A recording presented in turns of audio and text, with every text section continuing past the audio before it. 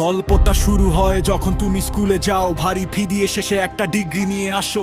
কিন্তু এই school college কার একটু ভেবে দেখো, এই মন্ত্রীদের প্রাইভেট ব্যবসার তালিকাটা দেখো। সরকারি স্কুল কলেজ করেছে তারা ধ্বংসস্তূপ, যাতে তাদের প্রাইভেট দোকান থাকে সব সময় রূপ। কিছু শেখায়নি, শুধু ডিগ্রি ধরিয়ে দিল হাতে, দিনের আলোতেই লুটে নিল তোমাকে রাতের অন্ধকারে। ডিগ্রি তো পেলে এখন চাকরির জন্য ঘুরে বেড়াও, পিএইচডি করেও শেষে দারোয়ানের ফর্ম ভরাও। ডাস্টবিনের পাশে বসে কেউ সংবিধান নিয়ে হাসে, অশিক্ষিত হয়েও সে তোমার জানের দাম বাঁধে। যারা রাজপ করে তাদের দাগে ভরা জামা, তুমি চুপচাপ পাকুচানো বিবেকটা মরে গেছে সবার। চাকরি চাইলে আগে চরিত্রের সার্টিফিকেট দাও, ছোট একটা পুলিশ কেস হলে ক্যারিয়ার ভুলে যাও। কিন্তু সংসদের সিঁড়িতে সব নিয়ম বদলে যায়, যত বেশি মামলা তত বড় পথ সেখানে পায়। বিনা মামলার নেতা খোঁজা মরুভূমিতে পানির মতো, এটাই গণতন্ত্র নয়, লুটেরাদের আসল কাহিনী যত। সাধারণ মানুষের ওপর লাঠি, অপরাধীর ওপর ফুলের বৃষ্টি।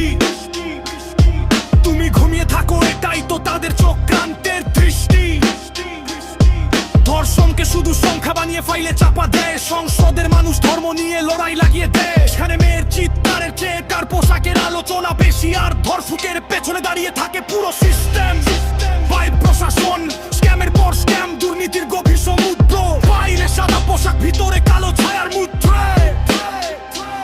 সরকারি হাসপাতালে গেলে আত্মা কেঁপে ওঠে, ওখানে ওষুধের আগে মৃত্যু দরজায় দাঁড়িয়ে থাকে। না আছে বেড, না ডাক্তার, না পরিষ্কার কোনো কোনা। গেলেদের ভাগ্যে শুধু কষ্টে কষ্টে কেঁদে মরা। শেষে ক্লান্ত হয়ে দেশ ছেড়ে যাওয়াই হয়ে যায় স্বপ্ন।